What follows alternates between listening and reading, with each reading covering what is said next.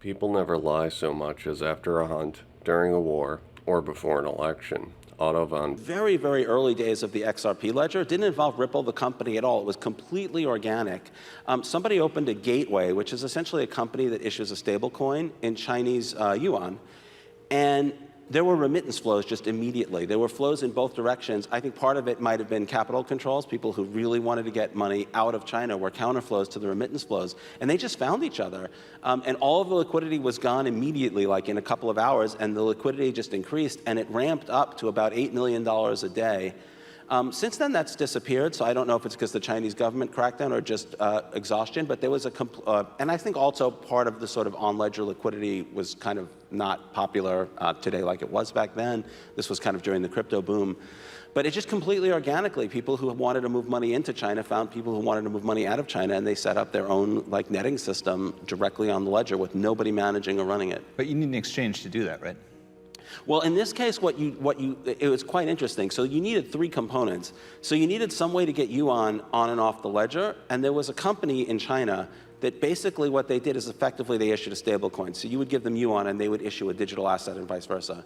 The XRP ledger has a built-in decentralized exchange. So that decentralized exchange became the marketplace. In the early days of the XRP ledger, there was organic growth in China. It's unclear of when this traction takes place because David says the early days of the XRP ledger at first and then says this was during the crypto boom.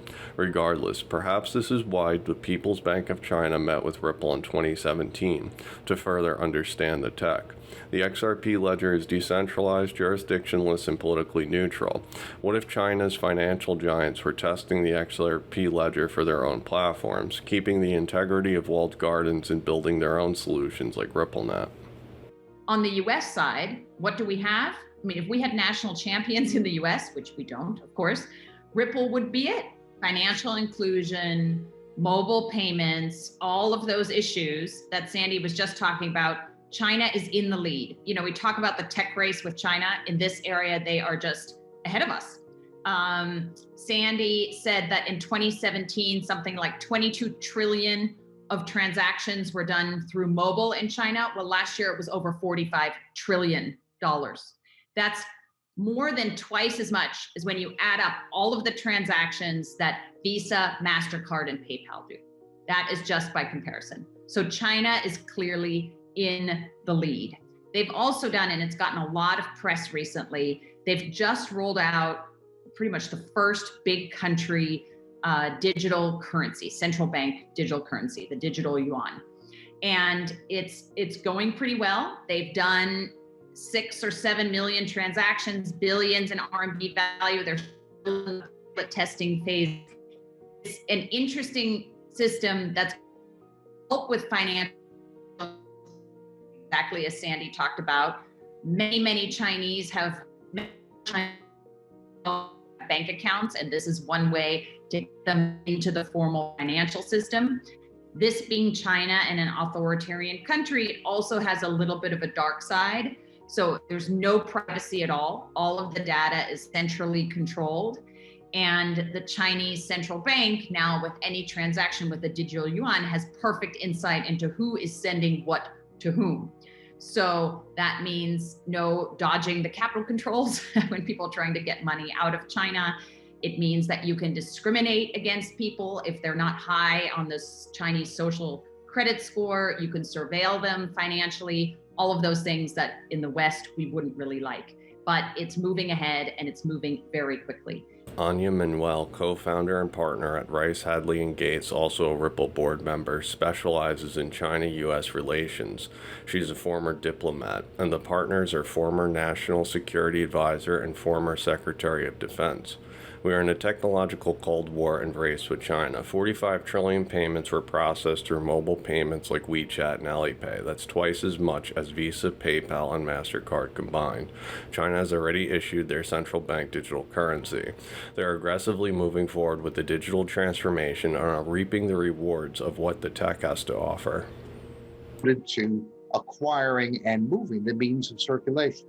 Bills of exchange are much more efficient. Now, imagine a system where you know where every ounce of iron ore is that from a Brazilian mine.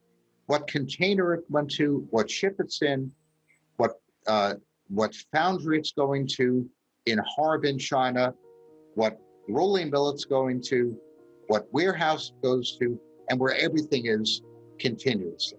You can verify the transfer of the product at every stage. You're going to need a lot less capital. And you can use digital payments to advance this process at each stage. This is what's called the Internet of Things, where the presence and status of products at every stage of production is available in a data server, and you have complete information transparency. At that point, you're not going to need $30 trillion worth of capital to maintain international trade. You need a fraction of that, just as the Bank of England system of bills of exchange required a fraction of the capital that the Spanish Empire needed when it used bullion to pay its requirements. What that implies is that the deposits in the banking system should shrink. The amount of balances you require to maintain transactions will drop.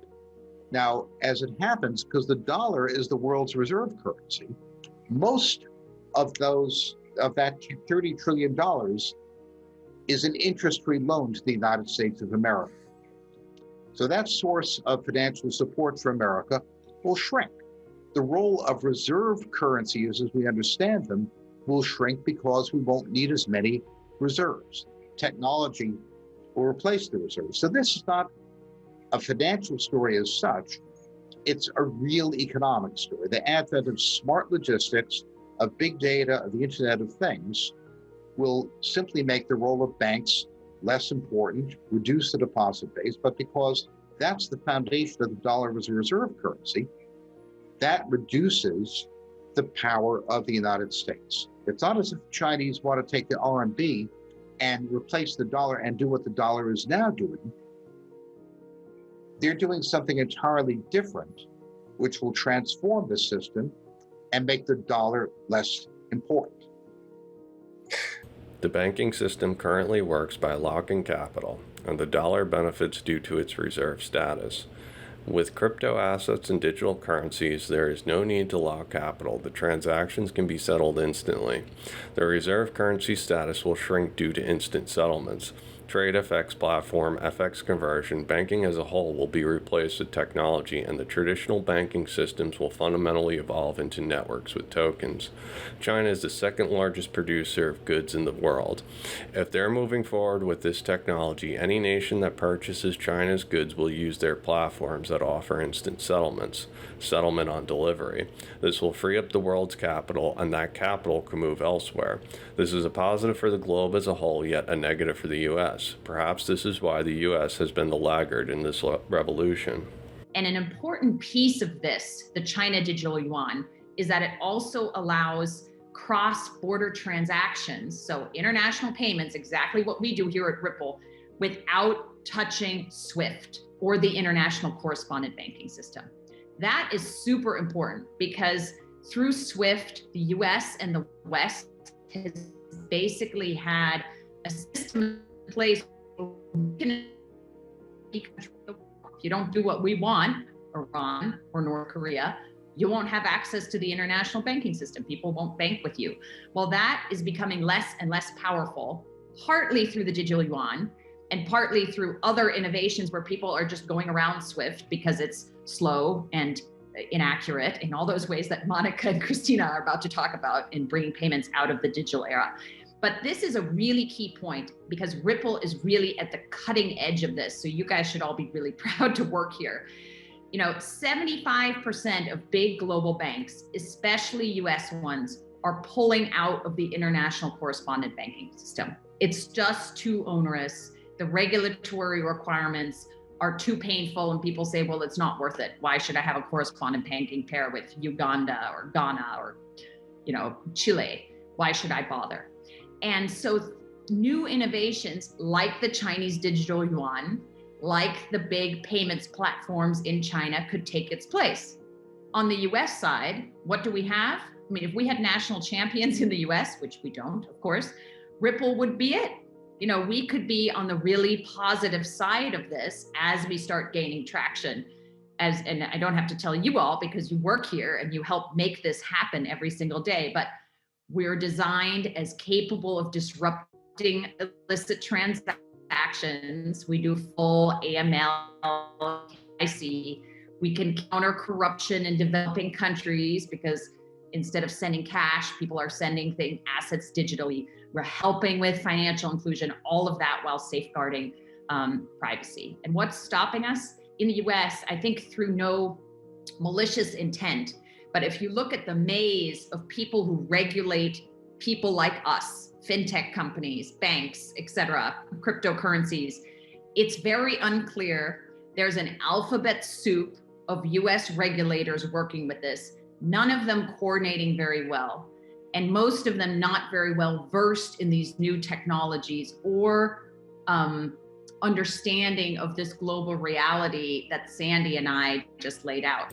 The US has control over SWIFT, and there are new platforms emerging that bypass SWIFT.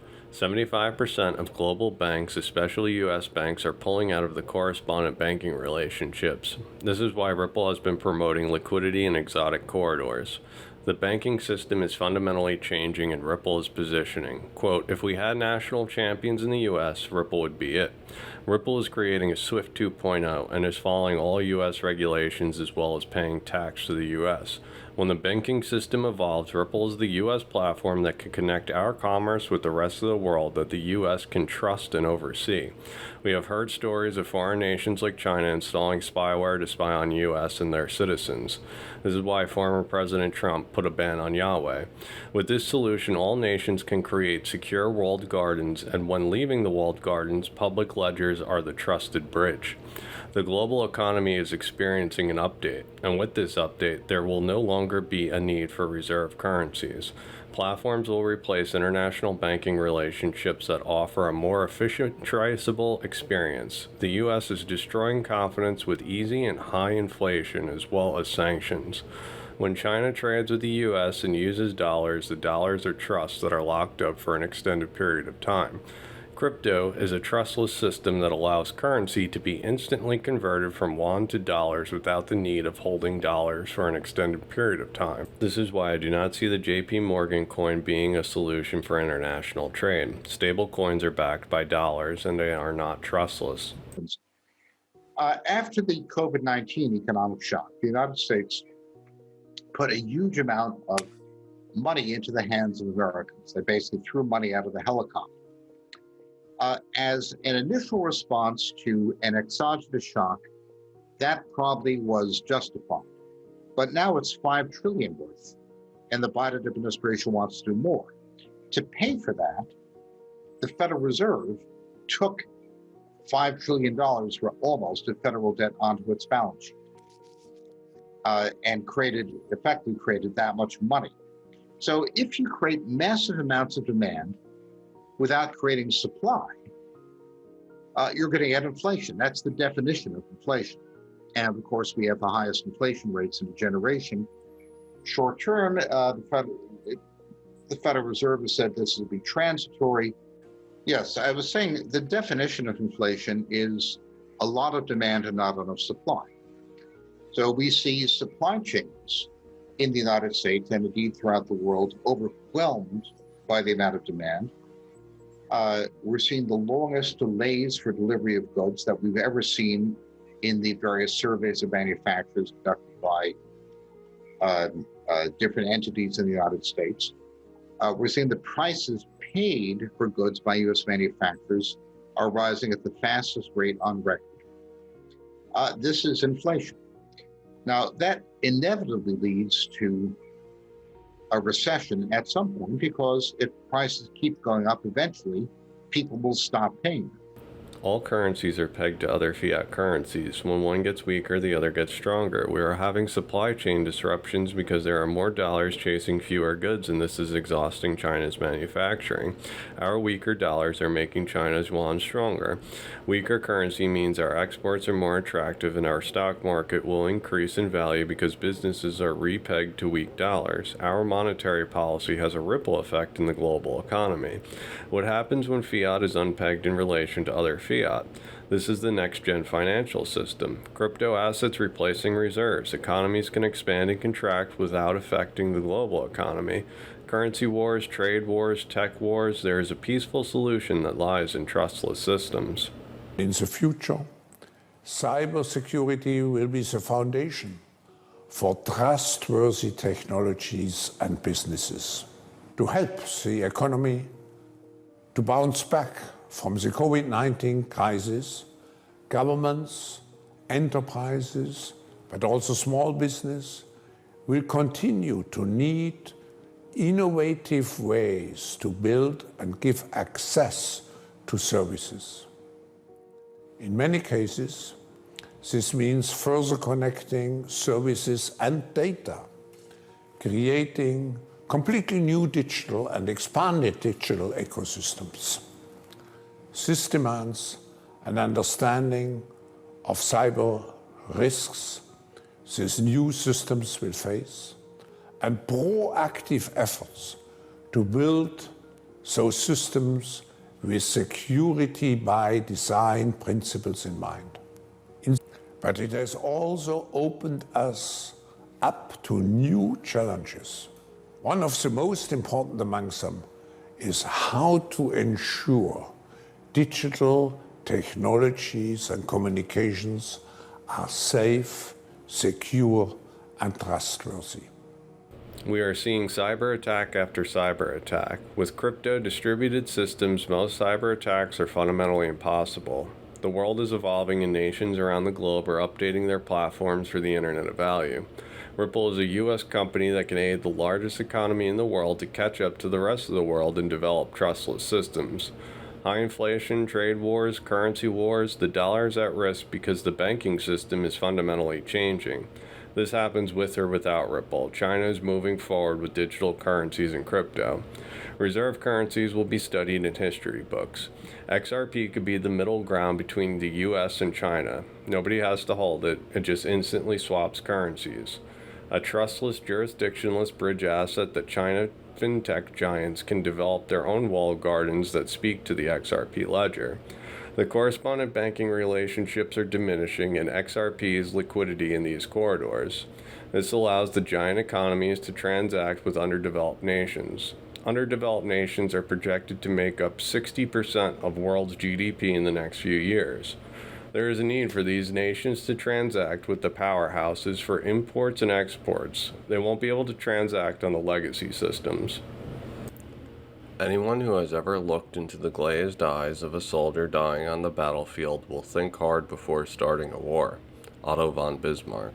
Thank you for liking, watching, and subscribing. If you enjoy my work and wish to support my channel, please consider joining my Patreon. Remember to hit the bell.